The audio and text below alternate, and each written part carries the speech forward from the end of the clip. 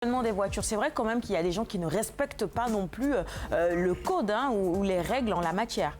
Oui, moi je vois à ce niveau deux problèmes. Oui. Une indiscipline qu'on constate souvent.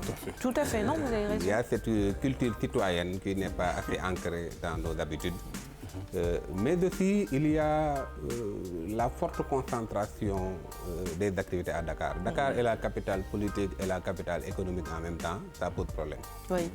C'est vrai qu'il y a de plus en plus de personnes qui viennent, de plus en plus de personnes qui achètent des voitures. Donc l'Observateur s'intéresse au Magal de Touba. Sa une, c'est le grand titre spécial Magal 2016, voyage à Sarsara, terre d'exil de Serine Touba. C'est dans ce désert mauritanien que Cheikh Ahmadou a reçu le Wird Mourid des mains du prophète, paix et salut sur lui. C'est bien ça, vous confirmez, Monsieur Dione? Effectivement. D'accord. Et durant cet exil qu'il a reçu ce qu'on appelle le Wird Mahfouz. Donc, comment doit-on comprendre cela? C'est quoi le Wird? En fait, dans le soufisme, quasiment tous les soufis adoptent des wirds. Le wird, c'est une méditation à travers des noms de Dieu, des noms exaltés, pour se rapprocher du Créateur. Et souvent, le wird a une dimension mystique, ça provient de l'élévation spirituelle.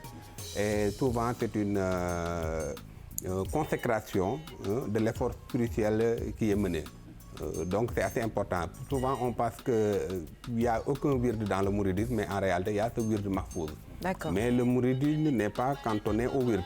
C'est ça la différence avec les autres démarches spirituelles, parce qu'en réalité, le mouridisme n'est pas une confrérie. C'est pourquoi c'est un peu une synthèse de l'ensemble des dimensions mystiques qu'on voit à travers les différents types de soufisme.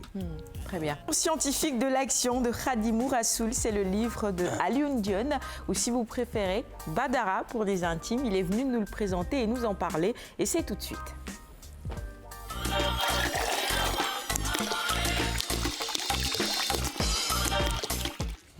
Alors, le livre a été préfacé par le professeur Souleymane Bachir Diagne, qu'on connaît et qu'on respecte beaucoup ici. En quoi interroge-t-elle un projet de société humaniste et universaliste? C'est la question que vous vous posez à la une de ce journal, de ce livre plutôt, et vous y répondez certainement dans cet ouvrage. Hein, et ça montre la qualité en tout cas du travail, parce qu'on sait que le professeur Souleymane Bachir Diagne ne préface pas n'importe quel livre. Hein. Tout à fait. Ça, on le sait d'avance, d'emblée, et ça montre le travail vraiment extraordinaire que vous avez accompli dans ce travail hautement, plutôt je me répète, dans ce livre hautement scientifique. D'ailleurs, le titre est assez illustratif, lecture scientifique de l'action de Khadimou Rassoul. Alors, en titrant ainsi votre livre, voudriez-vous dire quelque part qu'on n'a pas suffisamment exploré l'œuvre de Cheikh Ahmadou Bamba Khadimou Rassoul? Tout à fait. On n'a pas assez exploré l'action, parce que j'ai préféré l'action à l'œuvre. Pourquoi? Parce que l'action renvoie à des réels, à des faits qui sont observables. Si vous voulez utiliser la rationalité, la dimension scientifique, vous allez peut-être éviter la pensée ou bien l'œuvre. Et vous analysez l'action, les actes qui sont posés et que nous percevons à travers nos sens. C'est d'ailleurs la raison pour laquelle la logique a été invitée, d'ailleurs la philologie, c'est là où le professeur Souleymane Bachir nous a beaucoup séduit. Il nous a inspiré par sa démarche logique. Et j'avoue que la recherche empirique nous a montré un écart qui tire à une extrême contradiction entre ce qu'est réellement le mouridisme et ce qu'on observe. Alors, beaucoup de gens de l'extérieur, quand ils voient le mouridisme à travers ces manifestations, vont répugner à travers les comportements, les attitudes individuelles qui ne renvoient pas souvent à de bons comportements citoyens. Or, si vous regardez bien dans l'enseignement de Cheikh Ahmadou Bamba, la bonne conduite qu'il appelle les adeptes, l'utilisation des euphémismes, qui renvoie au respect du prochain, à la bonne parole, à un bon style de communication. Parfois, vous voyez des gens qui se réclament de mourir et qui n'observent pas ces aspects. Alors, si vous regardez aussi le fait qu'il a voulu faire ressortir le meilleur de l'islam, autrement dit la dimension humaniste, ça montre que nous devons aller vers le sens de nous devons aller dans le sens de ressortir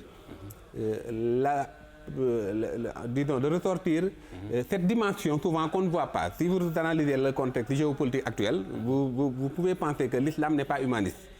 Alors, c'est pourtant c'est un des piliers de ce qu'il a en fait développé à travers la religion islamique que nous pouvons considérer à travers la révolution de Mbacké Kadior, qu'on appelle qui a donné naissance à ce qu'on appelle la himma que j'ai développé dans l'ouvrage. Alors, la himma, c'est quoi? C'est un peu une forme d'éducation qui tend à aller vers ce qu'on appelle un soufisme pragmatique. Parce que si vous analysez le soufisme, vous pouvez voir 3 niveaux de soufisme. D'abord, le soufisme ascétique, qui est purement individuel. Là, c'est l'individu. Alors, nous pouvons avoir aussi le soufisme social ou sociologique, qu'on peut souvent trouver dans certaines contrées islamiques, en dehors même du Sénégal. Bien sûr, en Iran, par exemple. Voilà, mais qu'on trouve généralement au Sénégal. C'est ce qui explique les confréries que vous voyez. Mais aussi, vous pouvez avoir un autre type de soufisme qu'on appelle le soufisme pragmatique. Et là, permettez-moi d'expliquer ce que c'est que le soufisme pragmatique. Donc le cheikh, lui, il est dans le soufisme pragmatique. Pragmatique, voilà. C'est pourquoi je parle d'action. Et pourquoi cela? Voilà. Le soufisme pragmatique, en fait, est soutenu par 2 maximes du Coran. La première maxime, c'est parce que Dieu a dit que je n'ai créé les hommes et les djinns que pour m'adorer. Ça, c'est la première maxime. On a donc une relation verticale. C'est pourquoi j'ai posé le débat de la création de l'univers. Bien sûr. Alors, pour démontrer en fait le caractère simpliste de ces théories et de ces argumentations athées. Alors, donc, la créature de l'univers ne provient pas du Big Bang, mais provient d'un ordre bien établi. Sinon, si c'était un accident ne peut pas s'effectuer et ensuite on prend un chemin bien déterminé. Donc, ça renvoie à innama amruhu idha arada shay'an an yaqula kun fayakun. Donc, c'est une volonté qui a créé ce mouvement. Et ensuite, on a une constellation qui a abouti à cet ordre que nous voyons à travers les astres. Donc, ça, c'est le premier débat de la création. Ensuite, l'autre maxime, c'est Dieu a fait de vous les humains ses représentants sur terre. Voilà l'humanisme de l'islam. Comment maintenant peut-on se prétendre faire satisfaction à Dieu en portant atteinte à ses créatures? Mais cette déclaration du cheikh, en tout cas, résume parfaitement tout ce que vous venez de dire quand il dit qu'en substance, mon message s'adresse à l'humain. Justement. Il n'y a pas de frontière dans le message du cheikh. Justement. Et il recommande à ce qu'on cherche toujours à faire plaisir aux humains pour la grâce de Dieu. Oui. Chercher Dieu à travers les humains. Alors, Serigne Fallou, le deuxième khalife, en a beaucoup parlé. Bien sûr. Il a dit que l'une des meilleures actions de l'islam consiste à satisfaire Dieu à travers les créatures. Voilà donc la dimension humaniste que nous avons. Et dans cela, il y a un réel projet de société, parce que quand vous ne vous préoccupez que de l'humain, de votre prochain, il y a déjà cette solidarité-là qui se développe. Et quand il y a une certaine solidarité dans une société, c'est clair que la finalité, c'est qu'il y ait un développement harmonieux. Je crois qu'il y a aussi quelque part un projet de société qu'on occulte souvent. Justement. D'ailleurs, c'est cette deuxième dimension-là, le fait de vouloir satisfaire Dieu à travers les humains, qui crée maintenant la dimension sociale de l'islam. Vous êtes obligé maintenant, étant donné que vous êtes le représentant de Dieu, vous êtes obligé d'être responsable. Autrement dit, de faire preuve de bienveillance à l'endroit des créatures. En étant une personne bienveillante, vous êtes obligé de proposer. Donc, c'est la servilité. C'est là où on retrouve la khidma. C'est pourquoi il a traduit je dirais, entre guillemets, son idéologie à travers la khidma, le fait de servir. C'est pourquoi il a pris le nom de Khadim Rassoul. Et vous allez voir ça, comme je disais, c'est la relation horizontale maintenant. Horizontale parce que nous sommes tous égaux. Qu'il s'agisse du musulman, du chrétien, du bouddhiste, nous sommes tous égaux, nous sommes des créatures de Dieu. Et vu sous cet angle, nous avons l'obligation d'accepter la diversité culturelle. Nous ne pouvons pas contraindre la ikra fi din, pas de contrainte en matière de religion. Voyez la responsabilité du soufisme. Alors, le soufisme, c'est cette dimension qui intègre maintenant cet humanisme. C'est pourquoi, si vous observez la géopolitique, tous les courants contradictoires au soufisme vont mal appréhender la djihad.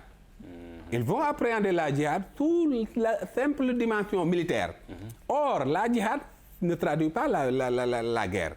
Mais la djihad traduit l'effort effectué pour la face de Dieu, y compris la dimension militaire, parce que l'islam est une religion réaliste. Donc, on ne peut pas dire qu'il n'y aura pas de guerre. Donc, de son vivant, le cheikh a parfaitement répondu aux fondamentalistes, par exemple, de Daesh, qui terrorisent le monde islamique, pour dire encore une fois que l'islam ne saurait être l'apanage d'un groupe. Qu'en vérité, dans le message islamique, il y a cet humanisme qui est présent. Tout à fait. Même si on est majoritaire dans un pays, par exemple, disons, musulman, on se doit d'accorder aussi du respect aux autres, qu'on appelle nos frères. Tout à fait. Dans des livres sacrés. Exactement. D'ailleurs, c'est pourquoi j'ai posé la problématique de l'uniformisation culturelle.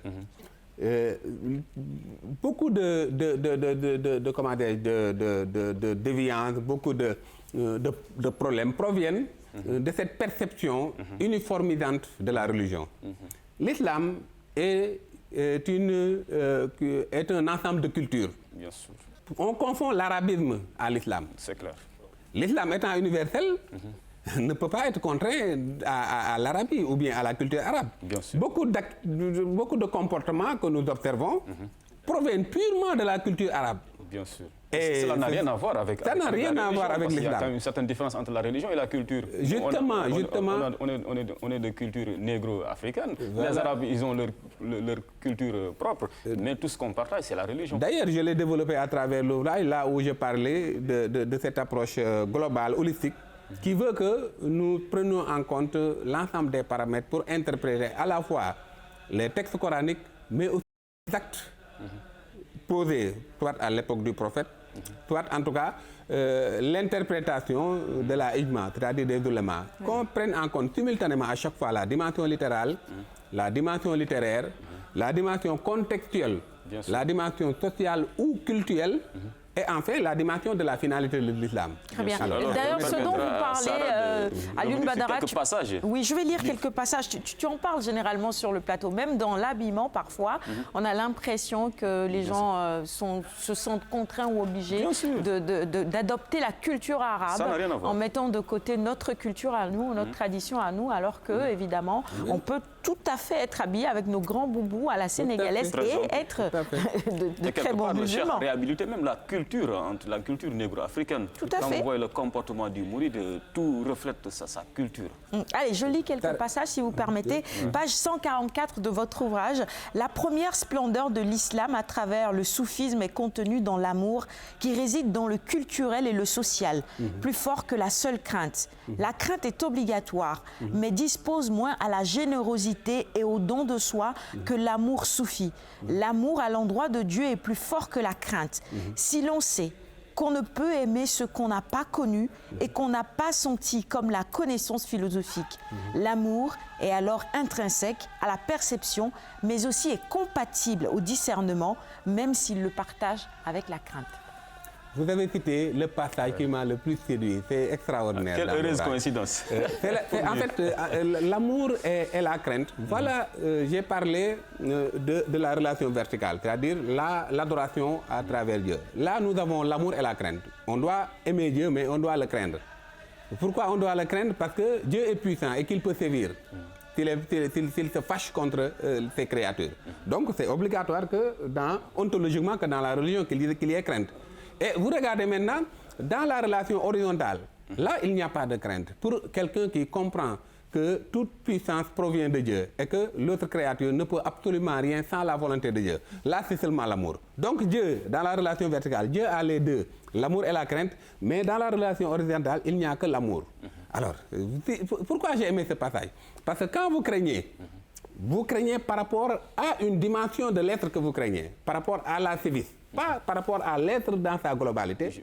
Alors que quand vous aimez par rapport à l'être dans sa globalité. Vous aimez quelque chose que vous connaissez. C'est la connaissance philosophique. Parce que vous avez ressenti quelque chose et vous voulez aller vers lui. Donc quand vous aimez, vous fusionnez. Vous allez vers une fusion. Alors que quand vous craignez, parce que vous ne voulez pas que les sévices vous atteignent, donc il y a tendance à l'écart. C'est pourquoi les musulmans qui mettent l'accent sur la crainte sont en général dans une logique d'intéressement. Contrairement aux soufis. Les soufis, ils aiment, ils sont désintéressés.